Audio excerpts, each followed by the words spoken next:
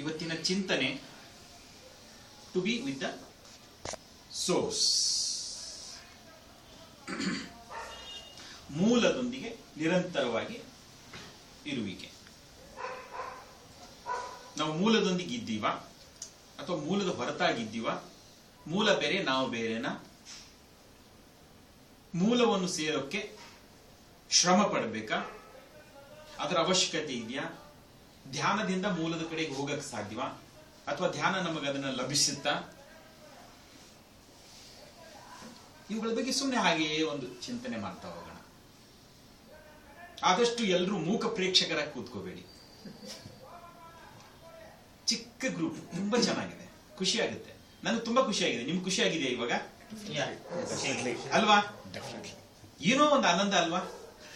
ಯಾಕೆ? Why it is so? ನಾನು ಬಂದಾಗ 5 ಗಂಟೆ 10 ನಿಮಿಷ ಏನೋ ಆಗಿತ್ತು, ಎಲ್ಲ ಆಗ್ಲೇ ಮೌನದಲ್ಲಿ ಕೂತಿದ್ರು. ಚಿಕ್ಕ ಮಗು ಅವಳು ಕೂತಿದ್ರು, ಇವ್ರು ಕೂತಿದ್ರು, ಎಲ್ಲರೂ ಇದ್ರು. ಅಷ್ಟೊತ್ತಿಂದ ಆಮೇಲೆ 6 ಗಂಟೆವರೆಗೂ ಕೂತಿದ್ವಿ. ಆನಂದ ಆಗಿದೆ. ಯಾಕೆ ಆನಂದ ಆಗಿದೆ ಹೇಳಿ? ಮೂಲದಲ್ಲಿ ಸೀದಾ ಕ್ವಶನ್ಗೆ ಆನ್ಸರ್ ಹೇಳ್ಬಿಟ್ರು. ಕರೆಕ್ಟ್. ಇನ್ನೊಂದು ರೀತಿಯಲ್ಲಿ ಹೇಳಬೇಕು ಅಂದ್ರೆ, ನಿಮ್ಮಲ್ಲಿ ನೀವು, ನಿಮ್ಮ ಅಂತರಾಳದಲ್ಲಿ ನೀವು, ನಿಮ್ಮ ಸ್ವಸ್ವರೂಪದಲ್ಲಿ ನೀವು,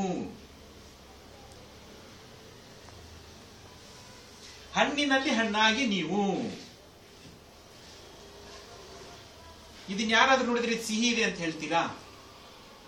ಅನುಭವ ಇಲ್ಲಪ್ಪ, ನೀವು ನೋಡೇ ಇಲ್ಲ, ಅವಾಗ ಏನ್ ಹೇಳ್ತೀರಿ? ಏನೋ ಒಂದು ಕಾಯಿ ಗೊತ್ತಿಲ್ಲ ಅಂತೀರಿ. ಗೊತ್ತಿರೋರು ಹೇಳ್ತೀರಿ, ಗೊತ್ತಿಲ್ಲದೆ ಇರೋರು ಇನ್ನೂ ಗೊತ್ತಿಲ್ಲ ಸರ್. ಹಾಗೆ ಫೋರ್ಸ್ ಮಾಡಿ ಕೊಟ್ರೆ ಯಾರಾದ್ರೂ ತಿಂತೀರಾ? ಗೊತ್ತಿಲ್ವೇ ಇಲ್ಲ, ಮುಟ್ಟೋದೇ ಇಲ್ಲ. ಇದು ಏನಾದ್ರೂ ಎಫರ್ಟ್ ಮಾಡ್ತಾ ಇದೆಯಾ ತನ್ನಲ್ಲಿ ತಾನಾಗಿರಕ್ಕೆ? ಈ ಕಷ್ಟ ನಮ್ಗೆ ಯಾಕೆ? ಈ ಲೆಕ್ಚರ್ ಬೇಕಾ? ನಾನು ಹಾಗೆ ಹೋಗ್ತಾ ಇರ್ತೀನಿ, ಮಧ್ಯದಲ್ಲಿ ಅಲ್ಲಾಡ್ಸು. ನಾನು ಮೂಲಕ ಹೋಗ್ಬಿಟ್ರೆ ಇವನೇ ನನಗೆ ಹಿಂಸಕ್ಕೆ ಸಾಕು ಬಿಡಪ್ಪ. ಆನಂದ ರೀ, ಒಂದೇ ಪ್ರಶ್ನೆ ಅಲ್ವಾ? ಎಲ್ಲರಿಗೂ ಅದೊಂಥರ ಹುಡುಕಾಟ. ಯಾಕೆಂದ್ರೆ ಆ ದೈನಂದಿನ ಚಟುವಟಿಕೆಯಲ್ಲಿ ಎಷ್ಟು ನಮ್ಮನ್ನೇ ನಾವು ಗೊತ್ತಾಗಿ ಅಥವಾ ಗೊತ್ತಾಗದೆ ಸಿಗಿಸ್ಕೊಂಡು ಹೋಗ್ತೀವಿ. ಅದೇ ಸತ್ಯ ಅನ್ನುವ ಒಂದು ಭ್ರಮೆಗೆ ಸಿಕ್ಕಾಕೊಂತೀವಿ. ಅದನ್ನೇ ನಿತ್ಯವಾಗಿ ಅಭ್ಯಾಸ ಮಾಡ್ತಾ ನಾನು ಕತೆ ನೀನು ಕತೆ, ಖುಷಿ ನಮ್ಮಿಬ್ಬರಿಗೂ. ಓ ನೋಡಿದ್ರ ನನ್ನ ತರನೇ ಇದೀರ ನೀವನು. ಅದು ಪಕ್ಕದ ಮನೆ ಅಂತ ನಿಂತ್ಕೊಂಡು ಮತ್ತೆ ಅವ್ರೇನ್ ಮಾತಾಡ್ತಾ ಇದಾರೆ ಕೇಳಿಸ್ಕೊಳ್ಳೋ ಬಿಡೋ ಹಾಗಿಲ್ಲ. ಯಾವಾಗ ನೀವು ಅದು ಬಿಡ್ತೀರೋ ಅವತ್ತೇ ನಿಮ್ಗೆ ಜ್ಞಾನೋದಯ ಆಗುತ್ತೆ.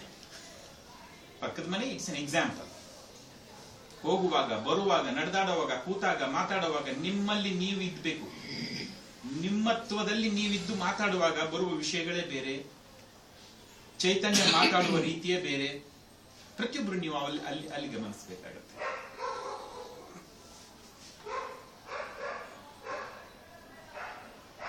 ಲಾಸ್ಟ್ ಅಲ್ಲಿ ಒಂದು 6 ಗಂಟೆ 6:10 ಆಗ್ತಾ ಬಂದಿತ್ತು. ಧ್ಯಾನ ಮುಗಿಸ್ತಾ ಬಂದಾಗ ನನಗಂತೂ ಆಚೆ ಬರೋಕೆ ಇಷ್ಟ ಇರಲಿಲ್ಲ. It was intoxicating. It goes off. ಅದೊಂಥರ ಇವಾಗ ಇತ್ತೀಚೆಗೆ ಅದು ಅಭ್ಯಾಸ ಆಗಿ ಹೋಗ್ಬಿಟ್ಟಿರುತ್ತೆ. ಎಲ್ಲಾದ್ರೂ ಆಚೆ ಬರ್ಬೇಕು ಅಂದ್ರೆ ಒಂಥರ ಹಿಂಸೆ ಅನ್ಸ್ಬಿಡುತ್ತೆ. ನೋಡಿ, ಇದೇ ಪ್ರಪಂಚದಲ್ಲಿ ನಾವು ಇದು ಸಾಧ್ಯ.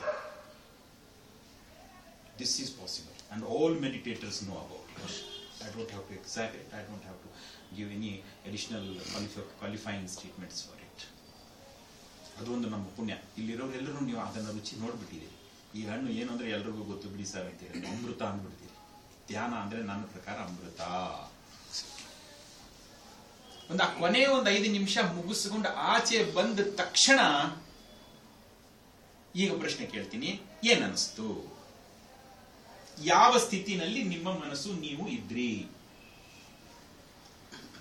ಏನ್ ಅನಿಸ್ತು ನಿಮ್ಗೆ?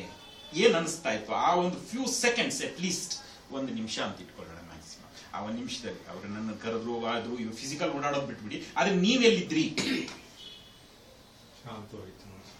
ಶಾಂತವಾಗಿತ್ತು. ಇನ್ನೂ ಹರಿತಾ ಇತ್ತು ಆ ನಿಶಬ್ದತೆ, ಆ ಸೈಲೆನ್ಸ್ ಪೂರ್ತಿ ಹರಿತಾ ಇತ್ತು. ಶೂನ್ಯತೆ.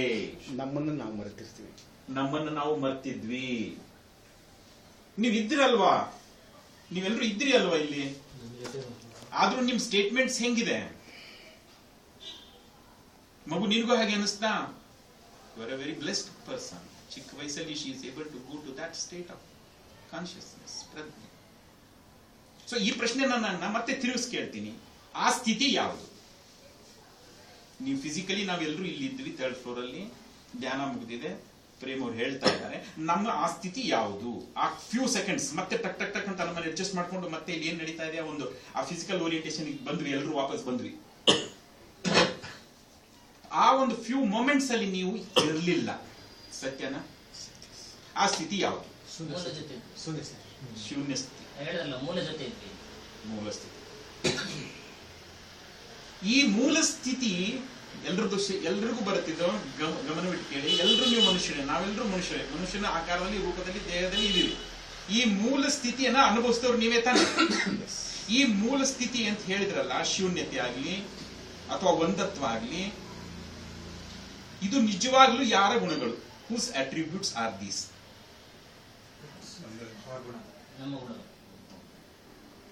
ಮತ್ತೆ ಹಂಗೆ ಇರ್ಬೇಕಾಗಿತ್ತು ಯಾವತ್ತೂ. ಈಗ ಆಚೆ ಹೋಗ್ತಾ ಇದ್ದೀವಿ, ಟೆನ್ಷನ್ ಮಾಡ್ಕೊಂತೀರಿ.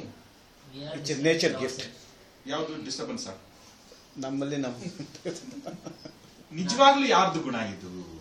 ನಮ್ಮ ಗುಣ ಅಂತ ಆಮೇಲೆ ಹೇಳ್ಕೊಳ್ಳೋಣ, ಸದ್ಯಕ್ಕೆ ಇಷ್ಟು ಬೇಗ ಅಹಂ ತಗೊಳ್ಳೋದು ಬೇಡ. ನಿಜವಾಗ್ಲೂ ಯಾರ್ದು ಗುಣ ತಾವು ಹೇಳಿದ್ರಿ? Cosmic is nothing but a Bhagavanta. There is no one sitting up there with 7 hands. So ಭಗವಂತನ ಗುಣ ಇಷ್ಟೇ, ಎರಡೇ ಸಾಕು ಸದ್ಯಕ್ಕೆ ಅಟ್ರಿಬ್ಯೂಟ್ಸ್ ಅನ್ನೋಣ. ಇವೆರಡು ಗುಣಗಳು ನಿಮ್ಮ ಒಳಗಡೆನೆ ವ್ಯಕ್ತ ಆಯ್ತಾ? ನೀವೇ ಅನುಭವಿಸಿದ್ರ? ಅಂದ್ಮೇಲೆ ನೀವ್ ಯಾರ್ರಿ? ಮತ್ತೆ ಆಗೋಯ್ತಲ್ಲ, ಈ ಹಾಕ್ಬೇಕು ಲೆಕ್ಚರ್.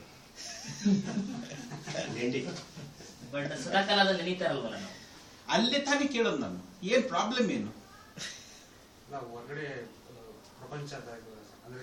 ಎಸ್ಕೇಪಿಸಮ್ ಆಗ್ಲೇ ಹೇಳಿದ್ರೆ ಅವ್ರು ಪ್ರಪಂಚ ಅದ್ರ ಪಾಡ್ಗದ ಇರುತ್ತೆ. ಇದು ಯಾವತ್ತು ತುಂಬಾ ಬಿಸಿಲಿದೆ ಈ ಸತಿ, ನಾನು ಏನ್ ಮಾಡಿದ್ರು ಹಣ್ಣು ನಾನು ಕೊಡಲ್ಲ, ಸುಟ್ಟೋಗ್ಬಿಡ್ತೀಯ ನೀನು, ನನ್ ಒಳಗಡೆನೆ ಇರು ಅಂತ ಗಿಡ ಹೇಳುತ್ತಾ? ಒಳ್ಳೆ ಸಮರಲ್ಲಿ ಆಚೆ ಬರುತ್ತೆ. ಅಲ್ರಿ ಕಲ್ಲಂಗಡಿ ಹಣ್ಣು ಸುಡು ಸುಡು ಬಿಸಿಲಲ್ಲಿ ಎಳೆಯಾದ ಬಳ್ಳಿ, ಅದಕ್ಕೆ ಮರಾನೂ ಇಲ್ಲ. ಸೃಷ್ಟಿನ ನೋಡ್ಬಿಟ್ರೆ ನಿಮ್ಗೆ ಯಾವ್ದು ಬೇಕಿಲ್ರಿ, ಎಲ್ಲವೂ ಲಯ ಆಗ್ತದೆ. You will become blissful all the moment and you will remain with the source each microsecond. ನಾವು ನಮ್ಮನ್ನ ಗುರ್ತಿಸ್ಕೊಳ್ಳೋದು ನನ್ನ ಮೂಲದ ಜೊತೆಗೆ, ಅಂದ್ರೆ ಭಗವಂತ ಜೊತೆಗೆ ಅಲ್ಲ. ನಾವು ನನ್ನನ್ನು ಗುರ್ತಿಸ್ಕೊಳ್ಳೋದು ನಾನು, ನಂದು, ನನ್ನ ಸುತ್ತಲ ಪರಿಸರ. ನಾನು ಏನೋ ಒಂದು ನೆಟ್ವರ್ಕ್ ಹಾಕೊಂಡ್ಬಿಟ್ಟಿರ್ತೀನಲ್ಲ, ಅವುಗಳೊಂದಿಗೆ ನಾನು ಗುರ್ಸ್ಕೊಂಡು ಚಿಕ್ಕ ಪುಟ್ಟ ವಿಷಯಗಳಿಗೆ ವ್ಯಸನವಾಗಿ ಪರಿವರ್ತನೆ ಮಾಡಿಕೊಂಡು, ಇಂಗ್ಲಿಷ್ ಇದ್ರ ಕನ್ನಡದಲ್ಲಿ ಮಾತಾಡ್ಲಿ ಬರೋಲ್ಲ, ಏನಾಗಿರುತ್ತೆ ಅದರಲ್ಲೇ ಗುರ್ತಿಸ್ಕೊಂಡು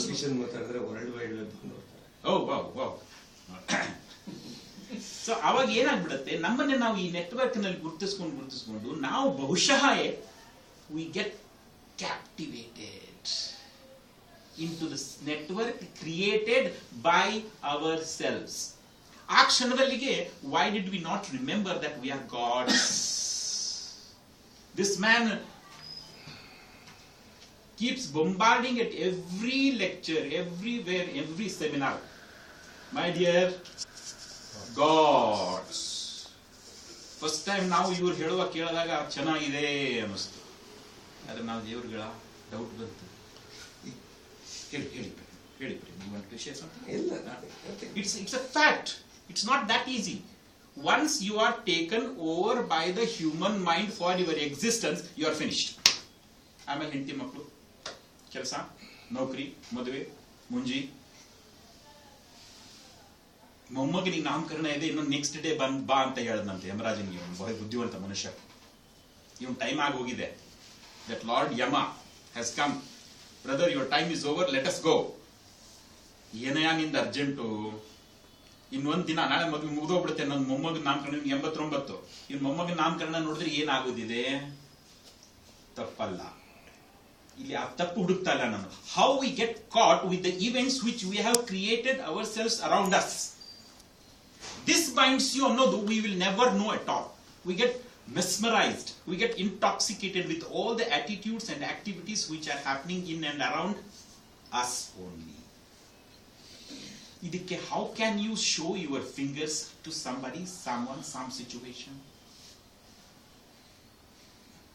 We are so intelligent that we twist everything to suit our conveniences. ಎಷ್ಟು ನಿಜವಾಗಿ ಅದನ್ನು ನ್ಯಾಚುರಲ್ ಆಗಿ we keep on doing these things that we feel this is the way, this is the method, this is how everybody is. So what is wrong in me doing anything of that kind? Everything is perfect. So ಈ attitudes ಏನ್ ಮಾಡುತ್ತೆ, these things will unknowingly cut you off from the source. ನೀವು ಧ್ಯಾನ ಮಾಡುವಾಗ ಅಷ್ಟೇ ಧ್ಯಾನಿಗಳು, ಈ building ಇಳಿದ ತಕ್ಷಣ ಅಜ್ಞಾನಿಗಳೇ. Undoubtedly, I have no regrets in using these words because I have done these mistakes. Because instantly your mind takes over. Do you mean to say that we don't need mind? We need it. You cannot. It is one of the beautiful faculty given by the nature to you as long as you are on this beautiful planet called Earth. You have to have it. Otherwise you just cannot survive. As Buddha ಒಬ್ಬನಿಗೆ ಸಾಧ್ಯ. And I'm not interested in becoming Buddha because I must enjoy everything whatever is there around. ಆ ಸ್ಥಿತಿನಲ್ಲಿರೋದೇನಿದೆಯಲ್ಲ ಅದು ನಿಜವಾದ ಒಂದು ಜ್ಞಾನದ ಸ್ಥಿತಿ, ಧ್ಯಾನದ ಸ್ಥಿತಿ, ಒಂದತ್ವದ ಸ್ಥಿತಿ. It is total oneness which you can